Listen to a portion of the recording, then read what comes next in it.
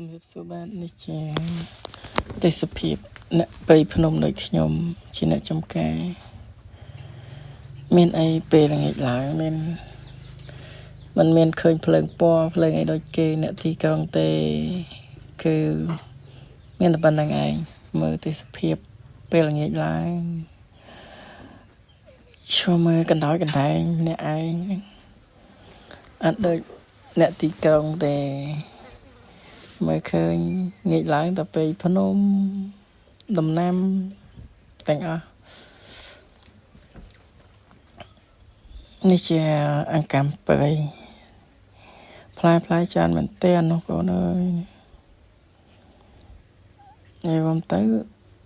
មកធ្លានេះវិញសឹងតែចង់10គីឡូបើសិនជាវាទុំអញ្ចឹងវិញថាផ្លែមែនទែនហ្មងយើងមកហត់ណាស់មិនទេនេះជាអង្កាំព្រៃវាដោះដោយខ្លួនឯងតែថាយើងថែវាទុកផ្លែវាគ្រាន់តែហូប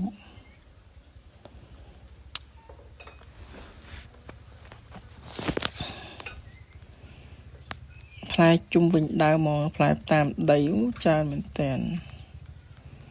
ឃើញគឺចង់ញ៉ាំអា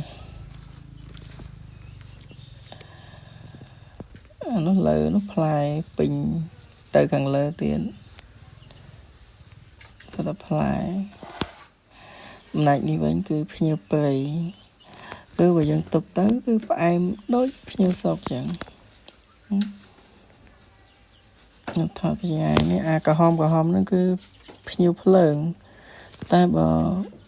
ស្រុកគេខ្លះគេហៅថាបកពិនតែបើខាងខ្ញុំហៅភ្ញៀវភ្លើងនៃសារតែវាពណ៌ក្រហមពណ៌ស្វាយមិនពណ៌ក្រហមទេឥឡូវនេះក្មួយខ្ញុំកំពុងតែឡើងបេះកលែនភ្នំកលែនព្រៃហ្នឹងអញ្ចឹងមិនថាផ្លែឈើស្រុកមានអីផ្លែឈើព្រៃមាននៅទាំងអស់អញ្ចឹងបានថាសត្វវារស់នៅវាពឹងពាក់លើធម្មជាតិអញ្ចឹងវាមានផ្លែឈើស៊ីគ្រប់គ្រាន់ដូចតែយើងអញ្ចឹងយើងមានផ្លែស្រុកគេមានផ្លែព្រៃ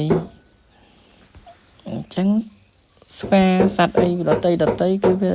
ឲ្យទៅដល់ផ្លែវាស៊ីវាមានផ្លែឈើស៊ីដូចយើងអញ្ចឹងផ្លែគ្រប់មុខមានសេមន់មានគុយមានភ្ញៀវមានអីអញ្ចឹងណាគឺ